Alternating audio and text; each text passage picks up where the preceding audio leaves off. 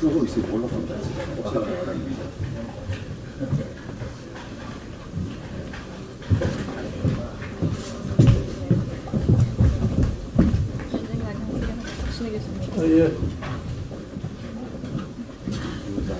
이제 저기 오신 초청자들도 네이버 원유식 정무 이복실 세계 감사합니다.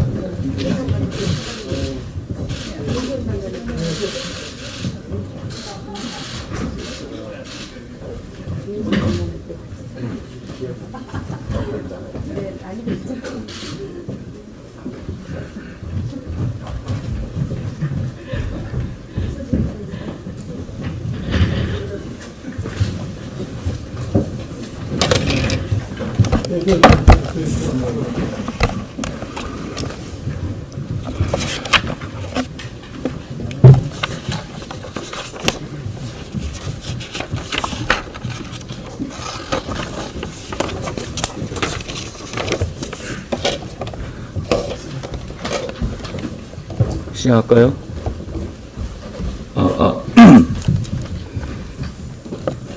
안녕하십니까. 여의도연구원 지상욱입니다. 지금부터 직장 내 양성평등을 위한 정책 간담회를 시작하도록 하겠습니다. 먼저 국민의례가 있겠습니다. 모두 자리에서 일어나셔서 태극기를 향해 주시기 바랍니다.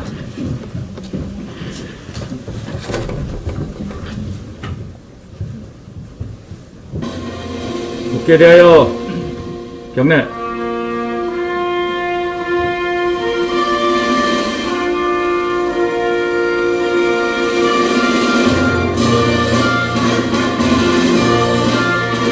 나는 자랑스러운 태극기 앞에 자유롭고 정의로운 대한민국의 무궁한 영광을 위하여 충성을 다할 것을 굳게 다짐합니다.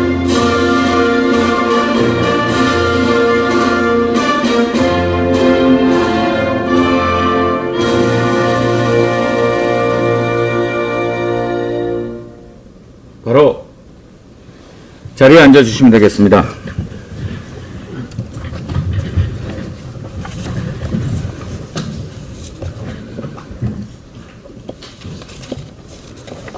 이 간담회 주최자로서 잠깐 인사 말씀드리겠습니다. 그동안 우리 사회와 정치는 비록 부족하더라도 성평등을 위한 다양한 노력을 꾸준히 해왔습니다. 그럼에도 불구하고 우리는 현재 성차별로 구조화된 노동시장의 변화를 이끌어내지 못해왔습니다. 산업 형태가 바뀌고 인구 구조도 변하고 문화의 다양성도 확보된 이 시대에 우리는 경제 성장은 중요시해왔지만 성장을 이뤄낸 우리 여성의 희생에 대한 보답은 제대로 하지 못했습니다. 그 경제 성장으로 우리들의 삶은 진정 꿈꾸던 대로 나아졌을까요? 왜 OECD 경제 대국이 되고 가계 소득 수준은 높아가는데 인구는 절벽으로 가고 한국의 여성 고용률과 임금 격차 수준은 OECD 최하위일까요? 이제는 무조건 성장을 외치던 시대에서 진정 그 성장을 통하여 이루고자 하는 개인의 삶과 삶이 함께하는 공동체의 품격을 생각할 때입니다. 그동안 많은 노력을 해왔지만 단순한 다짐과 노력만으로는 한계가 있습니다. 보다 직접적인 제도의 개선이 필요합니다. 공무원이든 기업이든 직장 근로자의 절반이 여성인 시대, 정치부터 달라져야 하겠습니다. 정치권이 앞장서서 양성평등을 실천해야 합니다. 입법을 통한 제도 도입으로 사회적 담론을 이끌어내야 합니다. 우리가 이러한 사회적 의무를 그동안 방기한 것은 아닌지 오늘 이 자리를 통해서 되돌아보겠습니다. 국민의 힘이 앞장서겠습니다. 우선 공공부문의 솔선수범이 필요합니다. 제도적으로 공공부문에서 양성 비율을 조정할 필요가 있습니다. 고용의 숫자와 같은 양적 측면뿐만 아니라 고용의 질적 측면에서도 그 평등성과 균형성이 뒷받침되도록 하여야겠습니다. 2018년 국가직 공무원 여성 비율은 50.6%지만 고위 공무원 중 여성 비율은 7.9%에 불과합니다. 급여, 복지 면에서 불평등한 상황에서 출산으로 인한 불이익까지 받고 있습니다. 따라서 공공부문에서 상위직의 여성 비율을 의무화하는 제도를 도입하고 급여, 복지면에서 불평등한 상황을 제도적으로 타개해야 합니다. 더 이상 정치적 목적을 위한 장식물이나 말뿐이 아닌 실질적인 조치가 필요한 때가 되었다고 생각합니다. 단순한 다짐이 아니라 제도적으로 노동시장에서 성에 따른 차별이 발생되지 않도록 해야 합니다. 그래야 공정과 공정함이 함께하는 공동체를 이루어낼 수 있습니다. 국민의힘이 함께 하겠습니다. 감사합니다. 다음은 바쁘신 와중에도 오늘 간담회에 참석해 주신 관계자분들을 외부에서 오신 분들부터 소개해 드리겠습니다. 첫 번째, 프로데 술베르그 주한 노르웨이 대사님입니다. 프로데 술베르그 대사님은 공기업의 여성 할당제를 처음 시도한 노르웨이 사례를 발표해 주실 것입니다.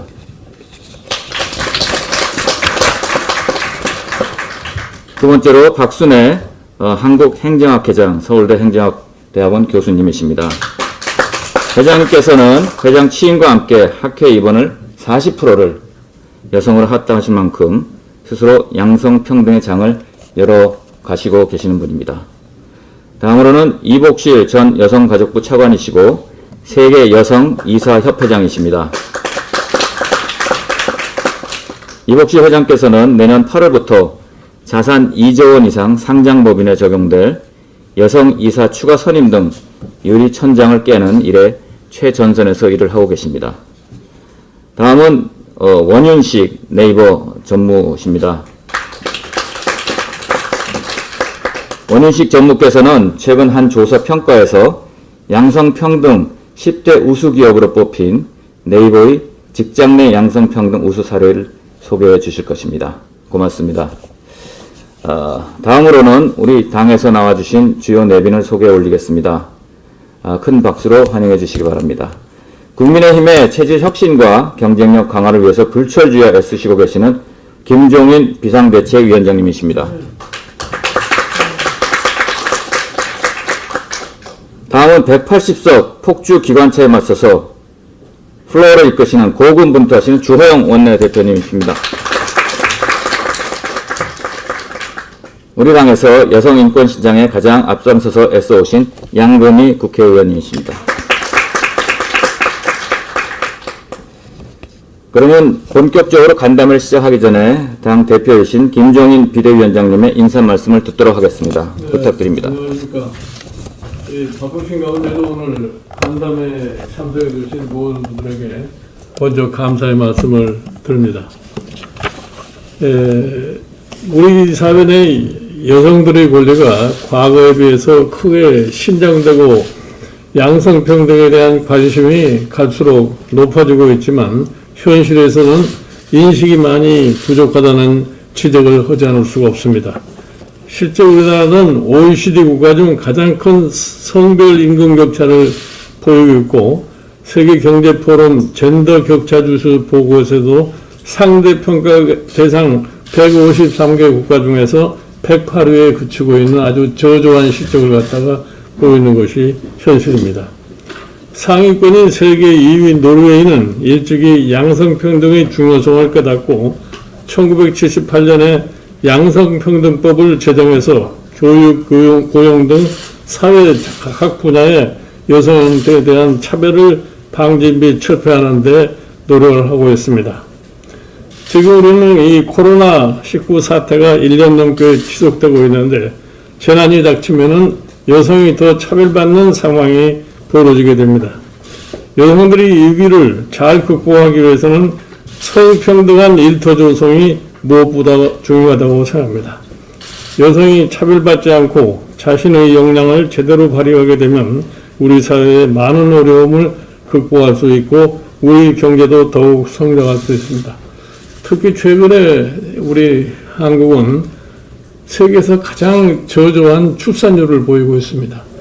그렇기 때문에 벌써부터 생산 인구가 줄어드는 그런 현상을 보이고 있기 때문에 앞으로 우리나라의 소위 경제 성장의 포텐셜을 확보하기 위해서도 이제 앞으로 남성 인력을 대체할 수 있는 이러한 방법을 강구하지 않을 수가 없는 시대가 오리라고 봅니다.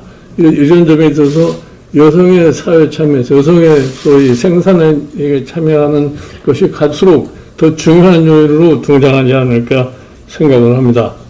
이를 위해서 무엇보다도 직장 내에서 성인지 관점에서 차별로 인한 불합리한 분위기와 잘못된 제도를 하루아피 바로잡아야 하지 않을까 이렇게 생각을 합니다. 이 문제는 여성들뿐 아니라 우리 당과 우리나라의 미래를 위해서도 매우 중요한 과제라는 것을 우리 스스로 인식을 하고 있습니다. 참석자 여러분께서 소중한 경험과 지혜를 주셔서 오늘 이 자리의 삶의 현실에서 성격차 해소, 직장 내 양성평등 확대 등 여성 정책 발전을 이끌어 나가는 소통의 시간이 되면 좋겠습니다. 이렇게 하면은 우리가 이 국민의힘이 당의 기본적인 정책으로서 많은 노력을 갖다가 경주할 것을 약속을 또한 드립니다. 네, 다음으로는 주호영 원내대표님의 인사 말씀을 듣도록 하겠습니다.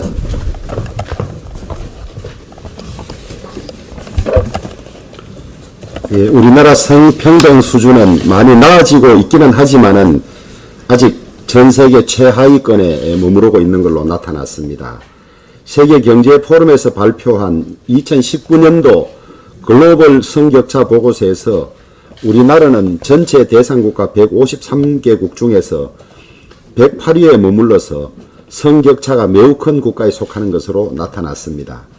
그 중에서 여성의 고위 임원 및 관리직 비율은 최하위권인 142위를 기록했고 임금의 평등성 역시 119위에 그쳤습니다. OECD 주요 국가들은 지난 90년대 이후 여성 고위직 확대와 남녀 임금 격차 완화 등 양성 평등 정책을 강화하며 여성들의 경제활동을 대폭 끌어올렸습니다. 국제기구들도 고령화와 저성장의 늪에 빠진 우리 경제의 성장해법으로 여성의 경제활동 참가율 제고를 꼽고 있는 실정입니다. 여성의 경제활동 참가를 늘리고 직장 내 양성평등이 실현되기 위해서는 가장 중요한 것이 여전히 뿌리 깊게 남아있는 성차별의식이 바뀌어야 할 걸로 봅니다. 일과 가정의 양립이 가능하도록 국가가 적극적으로 지원하고 보육 지원 정책도 확대해야 합니다. 직장에서 최근 한 여론조사에서 직장 여성의 36%가 육아휴직을 자유롭게 이용할 수 없다고 답했을 정도로 육아휴직 사용에 어려움을 겪고 있습니다. 직장 내 양성평등이 실현되어야 하는 이유는 단순히 여성들을 우대하기 위해서가 아니라 양성평등으로 일과 가정의 양립이 가능해져야 가족 모두가 행복해질 수 있기 때문입니다. 그 사이에 우리 노르웨이 대사님이 준비한 연설문에 보니까 노르웨이는 보수당 출신의 무역부 장관이 이 양성평등 입법을 제일 먼저 제안했다고 하는데 입법 조치가 필요하면 저희들이 적극 앞장서서 필요한 조치들을 하겠다는 말씀을 드립니다.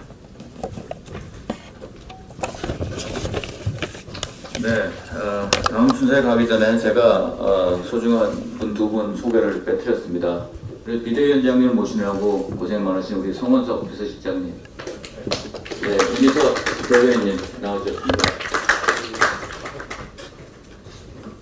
본격적인 간담회 시작이 전에서 참석해주신 주요 또 외빈들 모시고 기념 촬영을 하고 시작하도록 하겠습니다.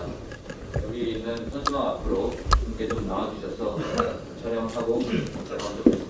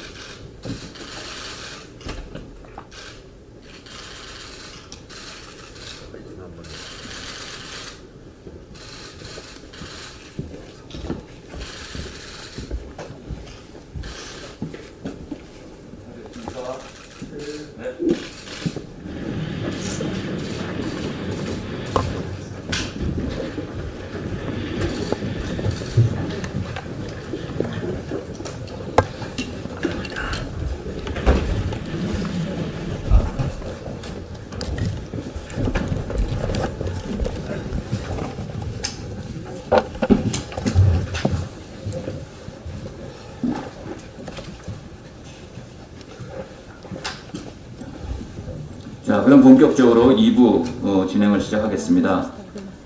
참석자님들의 발제 발언 시간은 각 7분을 드리도록 하겠습니다.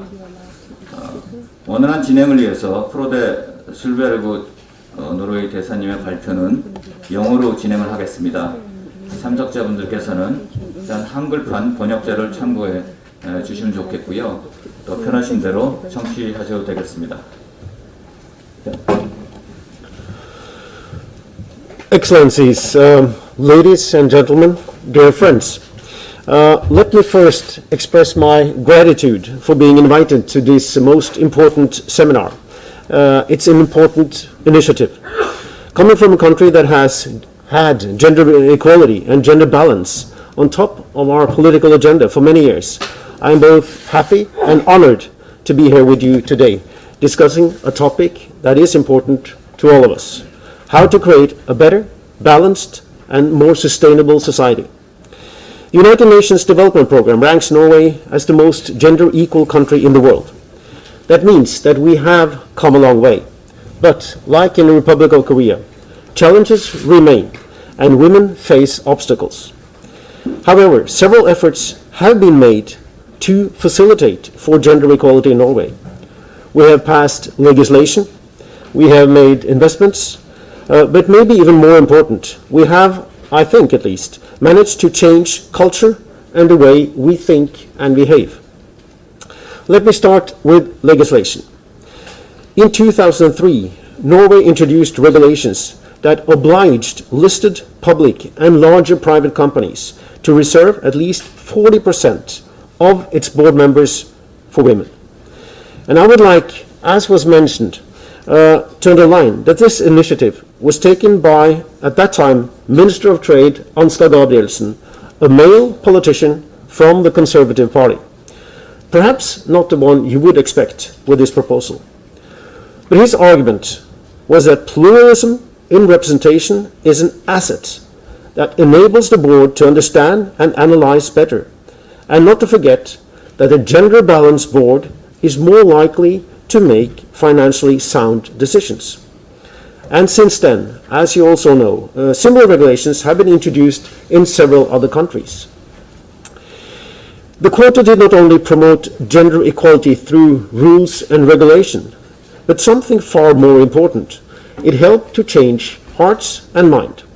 And this cultural change is equally important, because quotas such as these send a very clear signal. The Norwegian way is gender equality. Through this message, expectations of female participation have changed, and just not among listed companies. Today, no company would proudly or even dare to display its board members if they were males only. Equally, no government would dare to appoint only male ministers. Gender balance has become the new normal, and no one would think to challenge this approach.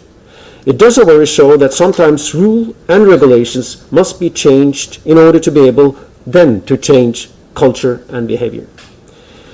However, contrary to expectations, we have to admit that there has been no significant increase in women at the top executive level in private companies. Also, research is not able to conclude if this has had an impact on the company's profitability, but also not in a negative way. The economic argument for gender equality is obvious. And as you may know, our economy has shown a very strong growth over many, many years. And observers have a tendency to assume that this wealth is a direct result from our natural resources. This is not correct. The real background for our economic growth is due to our gender equal labor markets. Women have the same rights and obligations as men in the work life and take active part at the same level as men.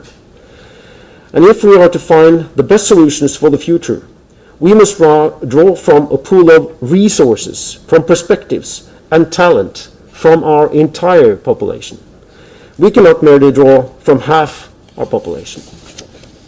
Thus, we think that gender equality gives us a comparative advantage, as the most valuable asset in any country is the value of its people. Gender equality is the best investment we can make. it drives economic growth, it drives sustainable development. And let me also underline that our efforts to promote gender equality has taught us it's not enough to focus on women. Gender equality should necessarily go both ways. And if we want equality between men and women in the family and in the workplace, we must focus on the role of men and fathers as well. This is beneficial for children and, of course, parents. And the steep rise in men, for example, making use of paid paternity leave since the father's quota was implemented in 1993 is a testament to its success. Before the paternity leave quota, only 2% of men in Norway made use of the paternity leave. Now, more than 70% do. And once again, we have experienced that changing the culture is just as important as changing the laws. But laws must normally come first. There are several positive trends in the struggle for gender equality in Norway. And these trends and accomplishments are worth talking about. However, there is also a need to address existing issues. The struggle for gender equality is not over.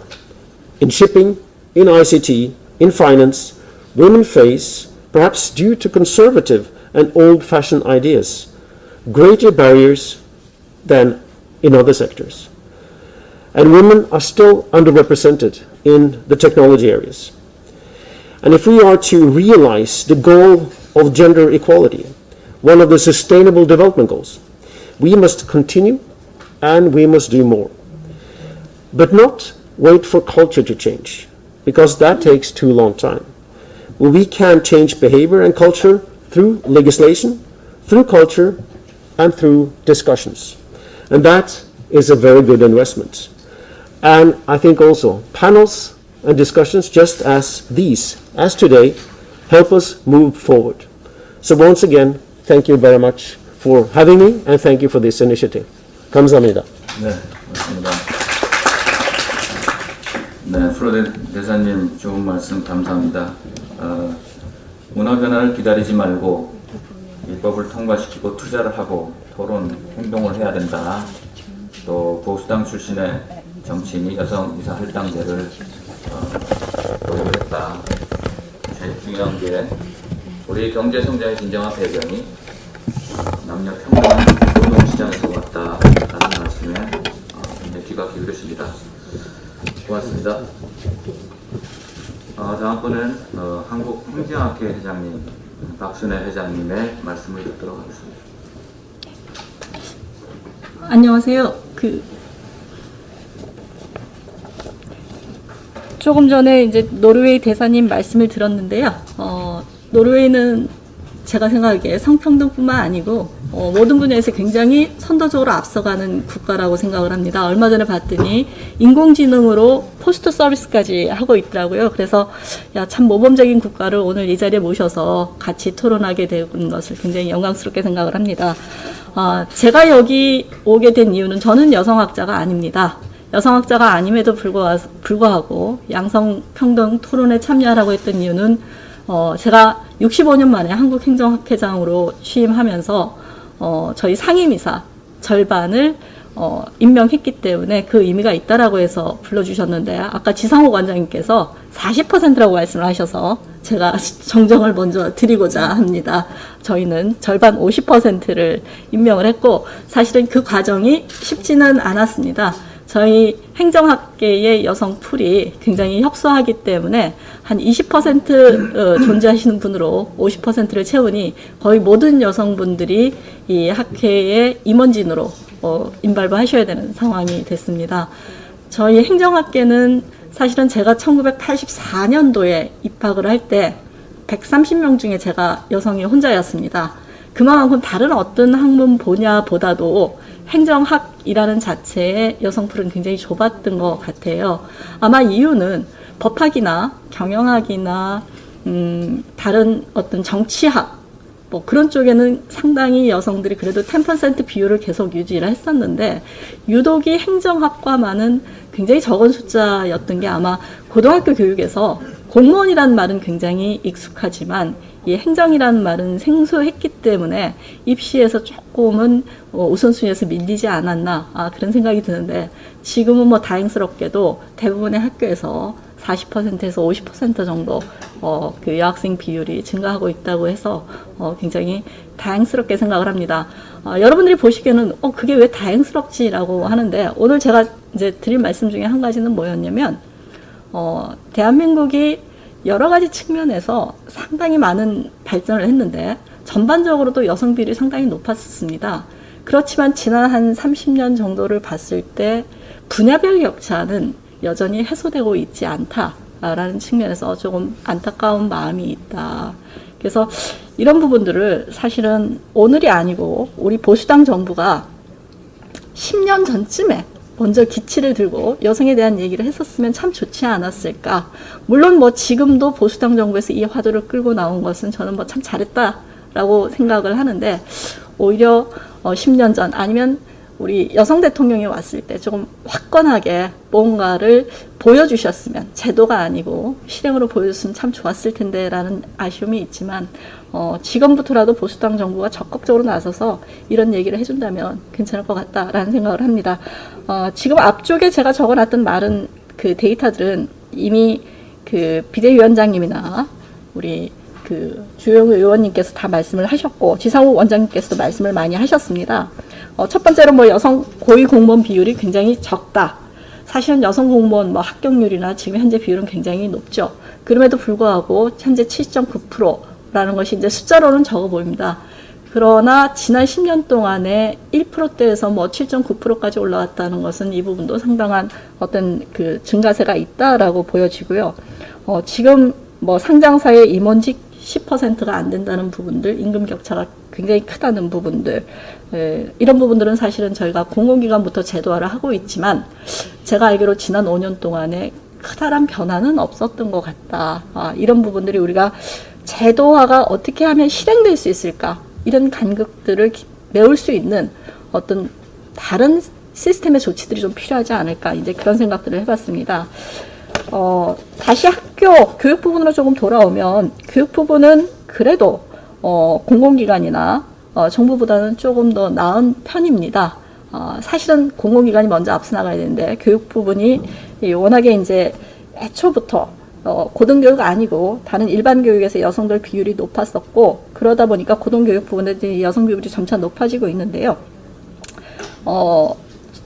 보시면 아이러니하게 오히려 사립학교에서 여성 비율이 조금 더 높은 것을 보실 수가 있습니다. 사립학교의 여성 비율이 거의 30%대에 육박을 하고 국립은 18%대, 공립은 뭐 15%대로서 아직까지 우리가 가야 할 길이 조금 멀다. 그리고 국공립대 여성교원 임용 목표도 제가 보기에는 이게 조금 드라마틱하지는 않은 것 같습니다. 2022년까지 18% 늘린다는 내용을 포함을 하고 있고 제가 몸담고 있는 서울대학교도 이 정도 수준에서 여성 교원을 교수를 확보하겠다라고 지금 목표를 내세우고 있어서 이런 부분들도 조금 가감한 어떤 시도가 필요하지 않을까. 사실 저 개인적인 얘기를 들면 저는 2004년도에 서울대학교 갈 때 여성 교수 티어로 갔습니다. 그래서 제가 그 제도가 없었다라면 지금 이 자리에 있을까? 라고 생각을 해보면서 많은 반성을 했어요. 내가 그 제도적인 수혜를 잊고 나서 많은 분들이 제가 미국 가서 전공했던 거하고 다른 여성학을 전공해라 라고 말씀을 하셨을 때 제 전공은 다른 분야인데 제가 왜 여성학을 전공합니까? 라고 해서 한 20년 달려왔던 것 같아요. 근데 이번에 제가 재작년에 학회장을 나서면서 생각을 해봤더니 내가 제도의 수혜를 입었는데 그 제도의 수혜 속에서 제가 변화했는데 그렇다면 다른 여성들에게도 그 기회를 줘야 되는 게 아닌가라는 것이 제가 학회장 들어와서 내걸었던 여러 가지 공약 중에 한 가지가 담겨있고 아마 오늘 이 자리에까지 오게 된 것 같다라는 생각을 합니다.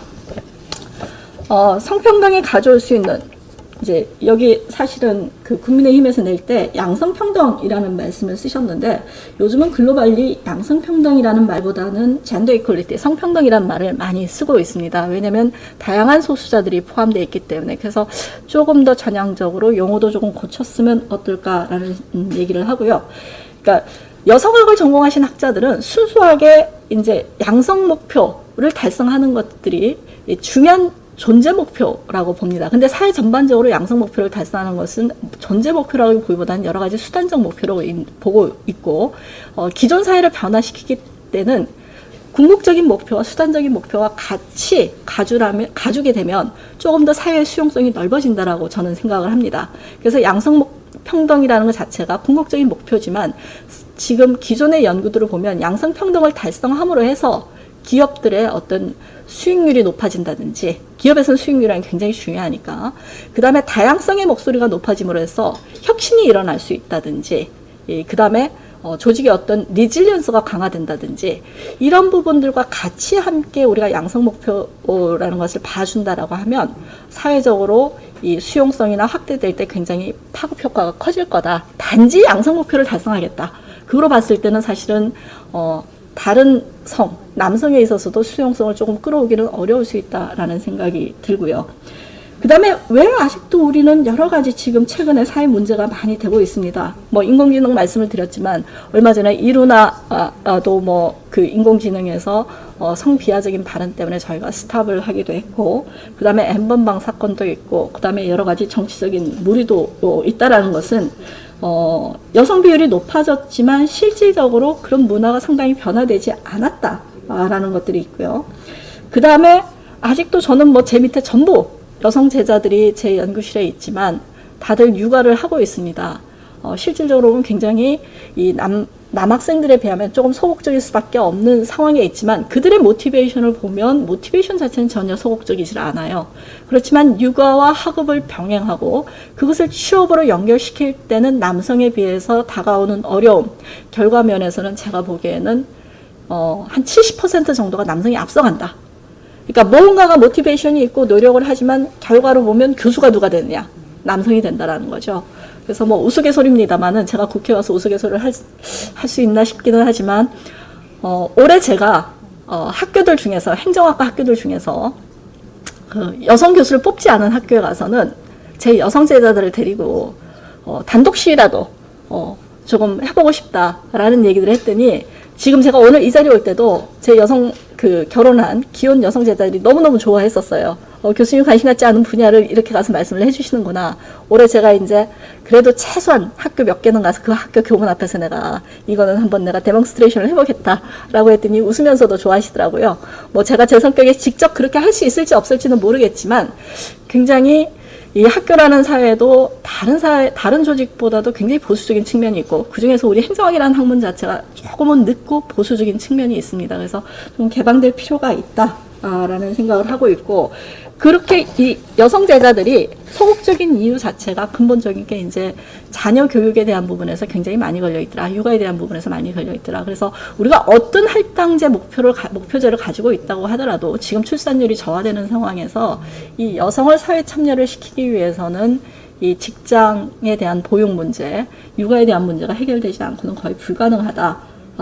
저는 딸 한 명을 데리고 미국에서 유학을 했습니다. 남편하고 학교를 떨어져 있었지만, 그렇지만 제 학업에 지장을 받지는 않았습니다. 대학원 체제 내에서 모든 것들이 아이를 키우면서 공부를 할 수 있도록 시스템이 갖춰져 있거든요. 저희 서울대학교도 이제 상당히 노력은 하고 있지만 아직 서울대학교 측면에서 보면 기숙사라든지 그런 어린이집, 대학원생을 위한 어린이집의 숫자는 턱없이 부족하고 웨이팅 리스트가 한 100번 정도 되는 그런 상황에 있습니다. 그래서 선진국가, 진정한 우리가 선진국가가 되기 위해서는 그런 시스템들이 좀 뒷받침돼줘야 않을까라는 생각을 하고요. 제 발제문 4페이지를 보시면 우리 학계의 남녀 비율들이 나와 있는데요. 행정학은 제가 처음에 말씀드렸듯이 굉장히 적은 비율, 다른 학문보다 적은 비율, 14%가 여성이고요. 그 다음에 재밌게도 의학계를 보면 5페이지도 보면 상당히 높은 거의 절반의 비율로 우리가 예상과는 달리 절반의 비율을 차지하고 있습니다. 그래서 이게 분야별로 성평등이 이루어지지 않는다라면 우리가 궁극적으로 달성하기 어렵다. 이게 평균을 보면 안 된다라는 생각이고요. 그 다음에 아까도 말씀드렸듯이 행정학에서의 여성 비율이 굉장히 중요한 이유는 뭐냐면 제도라는 것은 사실은 국회에서 만듭니다. 법을 입법을 하죠. 근데 우리가 여성 할당제 얘기한 것은 이미 30년이 넘었어요.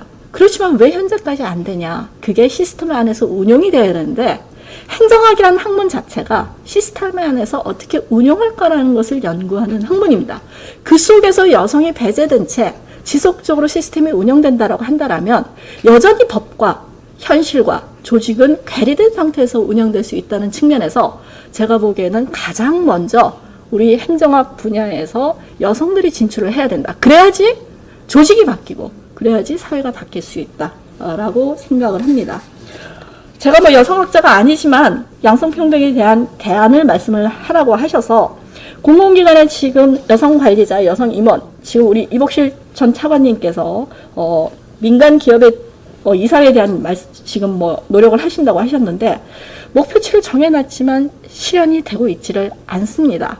그래서 이걸 제도화를 하고 정착을 시키는 데는 공공기관 같은 경우는 평가라는 툴이 굉장히 중요하게 작동을 하고 있기 때문에 평가에 대한 가중치를 조금 더 높여서 조기에 정착될 수 있도록 하는 부분이 필요하다라는 것이고, 그 다음에 두 번째로 제가 그 기혼 여성이나 독신모가 지속적으로 일할 수 있는 보육 환경을 말씀을 드렸고, 또 하나는 수많은 여성 박사학위들이 경력 단절 여자, 두 가지 이유입니다. 하나는 취업이 못 돼서 경력 단절이 되는 거고요. 또 하나는 육아 때문에 경력 단절이 되는 거고.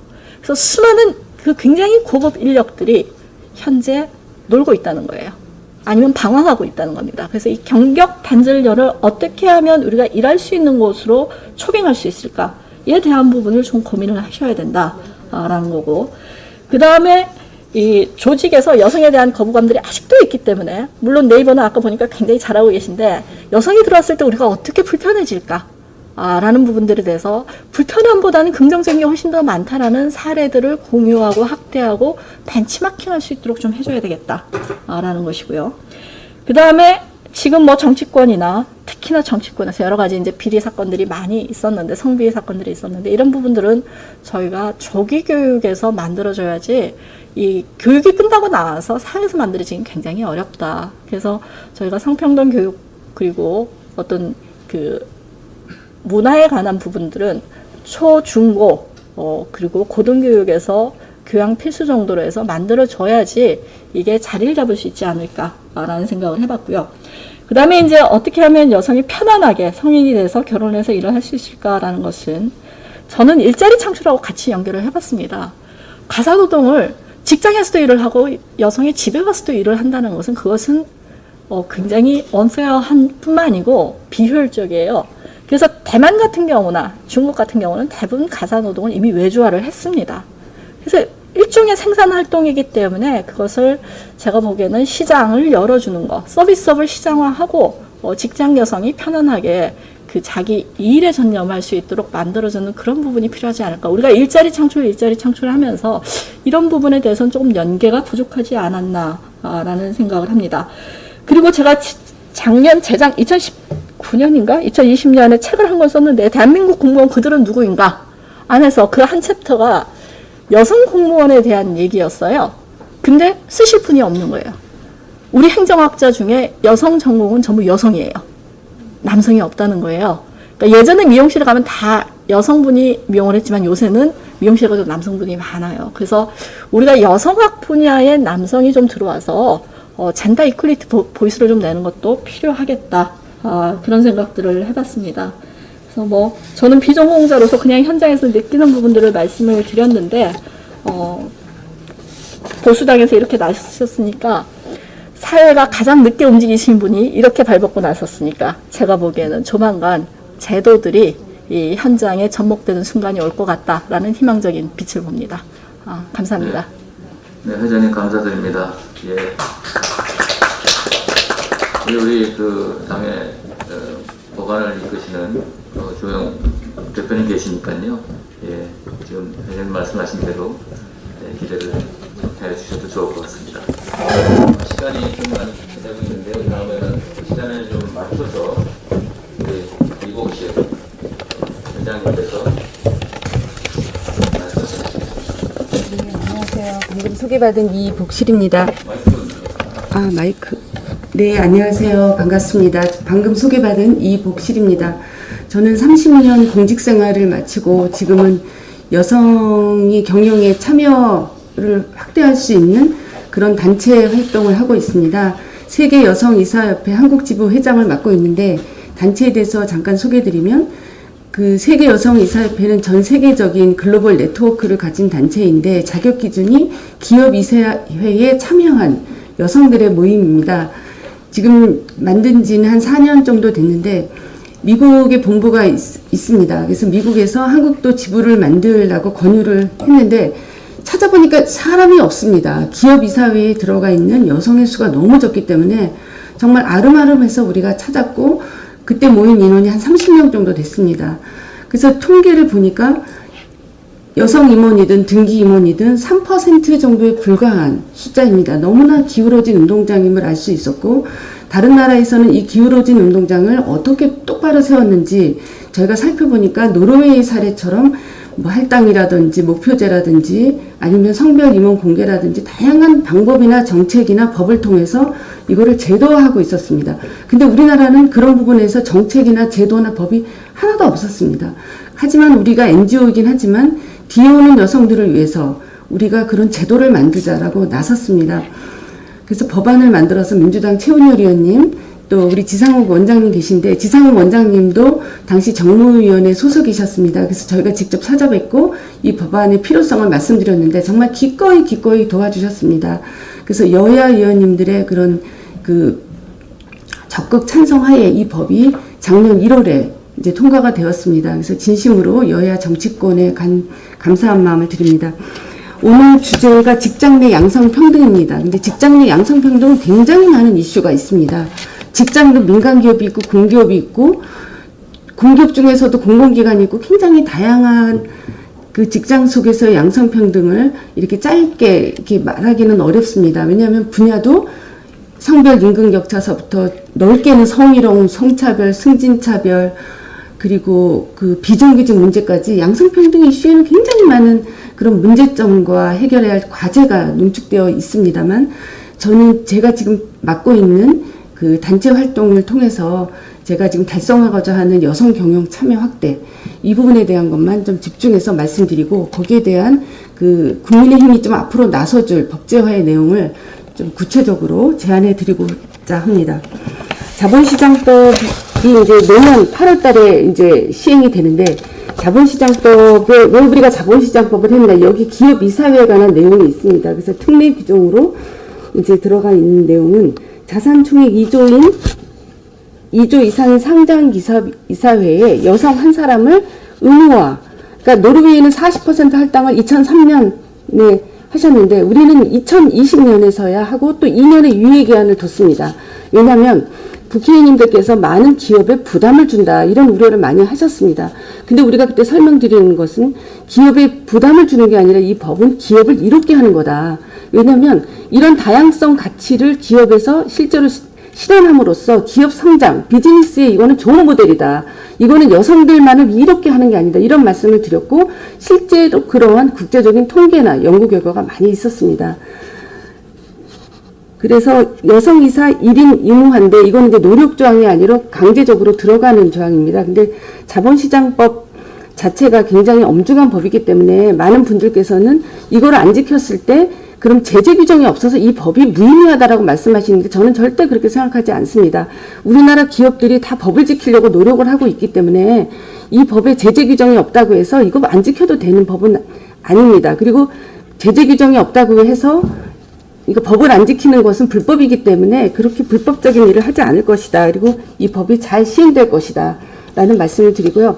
이왕 법이 개정된 이상 기업에서 잘 또 할 수 있도록 정치권에서 계속 모니터링 해주 우리 단체도 계속 모니터링하고 기업에 대한 자문 역할 그리고 기업들이 여성이사 후보군이 없다라는 어려움에 대해서는 저희가 계속적으로 인력 풀을 제공해 주면서 도와드리고 있습니다. 그래서 정치권에서 많은 관심을 가져주시기 바라고요. 나중에는 지금은 자산 총액 2조 이상 기업은 147개밖에 안 됩니다. 근데 상장 기업은 2,000개가 넘습니다. 그래서 모든 상장 기업에 이런 제도가 도입될 수 있도록 좀 정치권에서 도와주십사 하는 부탁 말씀드리겠습니다. 그리고 또 이와 병행해서 저희가 우먼 펀드라는 그런 그 지금 선진국에서 하고 있는 글로벌 펀드 운동을 하고 있습니다. 이거는 이제 여성 단체만이 할 수 있는 운동이라는 생각이 듭니다. 그거는 여성 친화 기업의 그런 금융 투자, 펀드 투자를 통해서 여성 친화 기업, 여성 인력 활용, 성평평성, 성다양성을 추구한 기업들이 더 성장할 수 있도록 도와주는 그런 펀드 운동이라고 하겠습니다. 그래서 이런 음원 펀드가 좀 잘 성공될 수 있도록 좀 국회의원님들께서도 좀 많이 가입을 해주시고, 또 국민연금에서 지금 ESG에 지금 관심을 갖고 있는데, ESG에 저희는 위민을 넣어서 WESG 운동을 할 것을 지금 제안하고 있습니다. 그래서 국민연금의 그런 그 ESG 활동에 그 음원펀드가 좀 가입될 수 있도록 도와주십사 하는 말씀 드리고요. 또 하나는 지금 이제 서울시장 선거가 다가왔습니다. 선거 이야기를 안 할 수가 없습니다. 이참에 저는 공기업을 포함한 모든 공공기관의 장에 30% 여성 할당을 국민의힘에서 제안해 주실 것을 부탁드립니다. 지금 여당에서는 금년 4년 전인가요? 4년 전에 출범할 때 장관 여성 30% 할당을 약속을 했습니다. 굉장한 호응을 받았고 그걸 또 실천을 했습니다. 이런 것을 보수정당에서 먼저 끌어주시기를 간절히 부탁을 드립니다. 물론 그 여성 장관들의 성과와 이런 것에 대한 여러 가지 이야기가 있겠지만 지금 박순애 회장님이 여성 회장이 되셔서 여성들을 끌고 나가는 그런 선한 영향력을 행사하시는 것을 볼 때 저는 분명히 사회에 큰 파급력이 있다. 그런 측면에서 서울시장 앞으로 당선이 누가 되든지 간에 거기 공기업이 굉장히 많습니다. 자회사가 많은데 여성 30% 기관장을 해주실 것을 아마 지금은 한 명도 없는 것으로 알고 있습니다. 그리고 또 하나 지금 이제 민간기업의 이사회에는 여성이사 의무화제가 도입이 됐는데 공공기관에는 법제화가 되어 있지 않습니다. 평가 모델에 들어가 있어서 여성이사가 있을 경우에 가점을 주는 방식으로 평가를 하고 있는데 평가 지침이라는 건 언제 바뀔지 모르는 상황이라서 저는 이것도 입법화해 주실 것을 부탁드립니다. 이것도 국민의힘에서 먼저 나서서 공공기관 운영에 관한 법률을 개정하셔서 거기에 여성이사 의무화를 법제화해 주시면 더 많은 확산 효과가 있지 않을까 생각이 듭니다. 일가정 양립이 되어야만 여성이 경력되지 않고 여성 임원이 될 수 있는 플랫폼이 됩니다. 일가정 양립의 필요성은 뭐 아무리 강조해도 지나치지 않습니다. 하지만 오늘은 시간 관계상 자료로 가름하고 다음에 말씀드릴 기회가 있으면 또 드리도록 하겠습니다. 경청해 주셔서 감사합니다. 이박재 회장님, 좋은 말씀 감사합니다. 그리고 법안이 통과돼서 기뻐하시는 분이니까. 다음은 저희 네이버에서 나오신 원윤식 전문님 말씀. 네, 안녕하세요. 네이버의 원윤식입니다. 먼저 이 자리를 초청해 주신 그 국민의힘 그 김종인 위원장님하고 주영 원내대표님께 감사드리고요. 주최해 주신 여의도연구원 지상욱 그 원장님이야 그 관계자들께 감사드립니다. 저는 7분이 주어졌는데요. 시간이 좀 지체돼서 반으로 한번 줄여보겠습니다. 예. 저희가 그 2009년도에 여성가족부하고 여성 그 협약을 체결했는데 여성 친화 기업 문화 확산입니다. 그게 이제 10년이 지났고 10년이 지나서 여성가족부가 조사한 결과 저희가 그 정보통신업 중에 여성 임원 비율이 가장 높은 아직 뭐 13.5%인데 아직 많이 부족하지만 그래도 그 선두를 달리고 있다라는 점 말씀드리고요. 저는 크게 그 네 가지로 말씀드리겠습니다. 고용평등과 그다음에 그 모성보호제, 일가정 양립 지원, 직장 보육 지원 이렇게 네 가지인데요. 아까 그 박근혜 그 회장님 말씀하셨지만 경력 단절의 가장 큰 이유가 두 가지라고 하셨습니다. 취업이 안 되는 것과 육아에 대한 저희가 그 부분에 그 상당히 초점을 맞춰서 회사가 그 운영되고 있고요. 그 부분을 중점적으로 설명드리도록 하겠습니다. 고용평등인데요. 여기 그 쭉 썼지만, 여기 안 나온 내용은 저희가 현재 남성 대 여성 비율이 한 6대4 정도 됩니다. 근데 5대5 거의 수렴되고 있고요. 그 중에 저희 그 회사의 특성상 개발자들의 회사입니다. 개발자들은 주로 이제 그 컴퓨터 엔지니어들인데 이분들이 남자분들이 많습니다.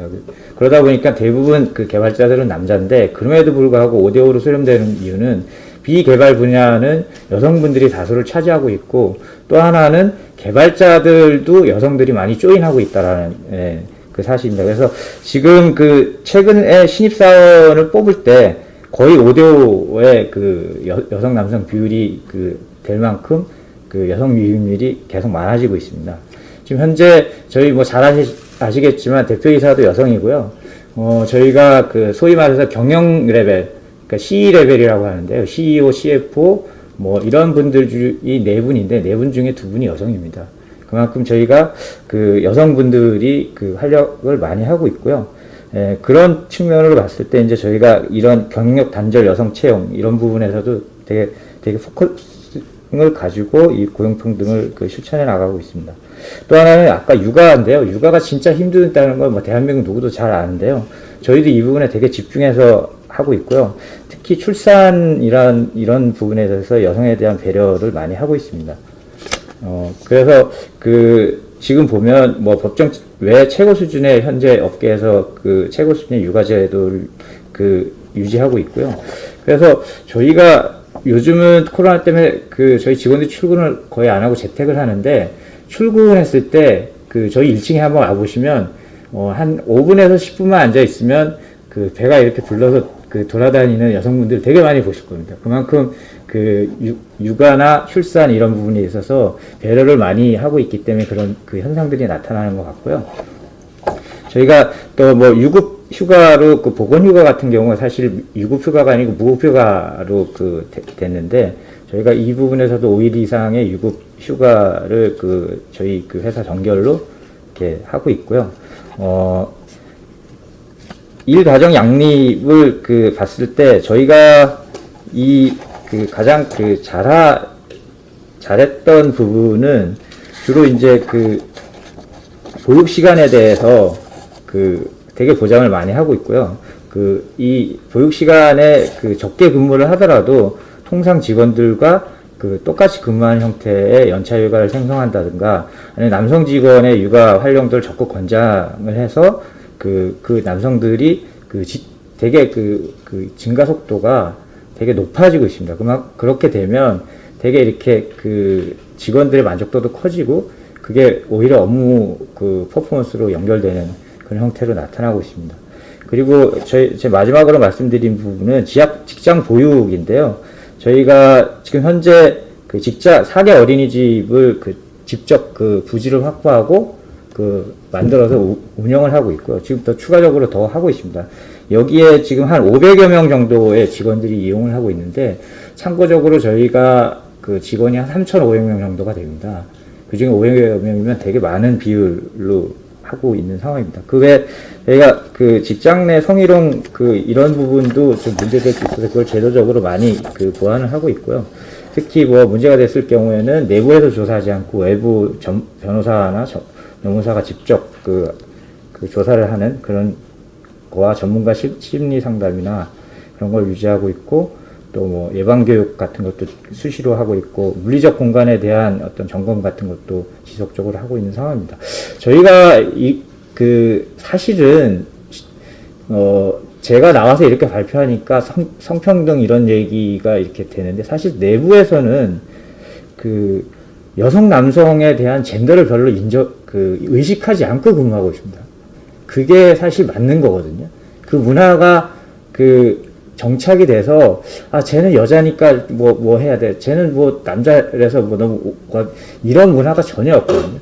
저희의 문화는 뭐 기업이라서 그런지 모르겠으나 업무 퍼포먼스가 가장 중요합니다. 그래서 업무 퍼포먼스를 제대로 발현시키기 위한 그런 걸로 저희가 이런 것들을 하고 있다고 보시면 됩니다. 네, 감사합니다.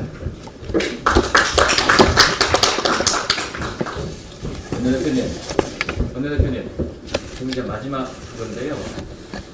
그런 개수 외부에서 오신 의견을 들으셨는데 마지막 마무리 말씀 한번 해주시고 11시에 단 일정이 있어요. 예, 1분만 그래도 이분들이 정책과 법안을 평론하시는 대표님의 한 말씀 꼭 짚어 하실 것 같습니다. 예, 오늘 귀한 말씀 잘 들었습니다. 듣고 또 저희들이 모르고 있거나 인식을 제대로 못하고 있던 점에 대해서 일깨워 주셔서 감사드리고 향후 입법 관련해서는 상의를 밀접하게 해서 저희들이 앞장서서 추진할 수 있도록 그렇게 하겠습니다.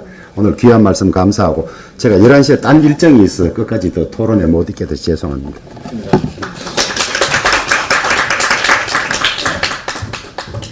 자, 그러면 우리 당에서 여성 운동을 많이 이끌어 주시는 우리 양금 의원님이 마지막 의견을 좀 몇 개 말씀해 주시고 오늘 마무리하도록 하겠습니다. 예, 11시까지 시간을 잘 지켜보도록 하겠습니다.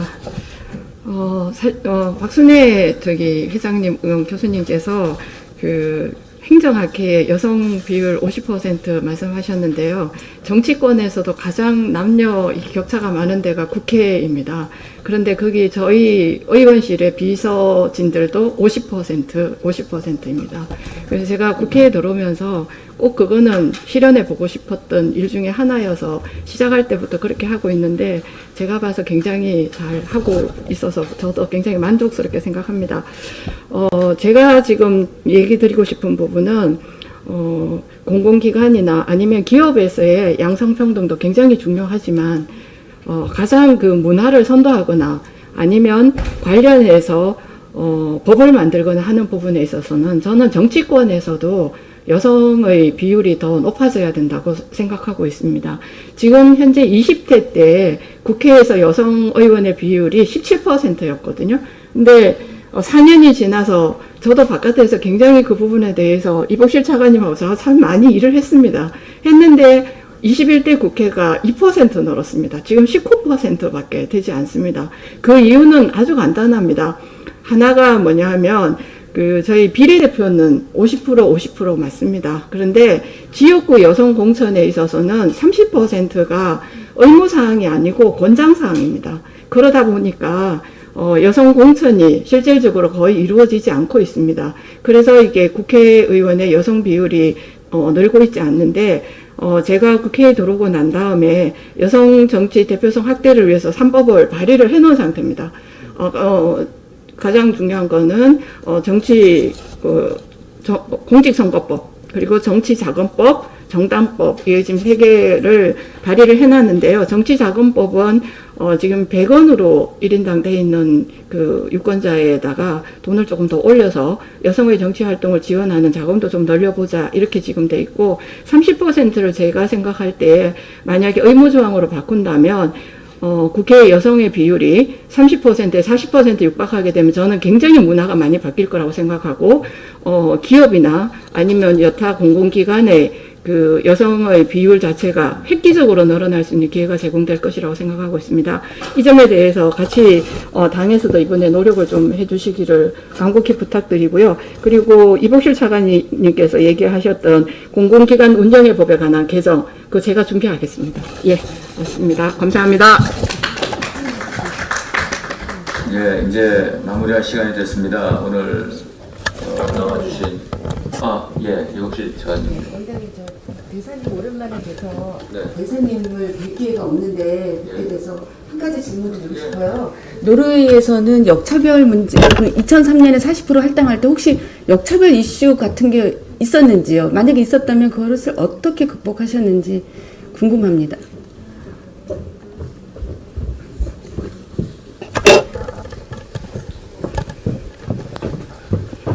Thank you very much. It was an issue that was, I don't know if I should use the word controversial, but it was debated.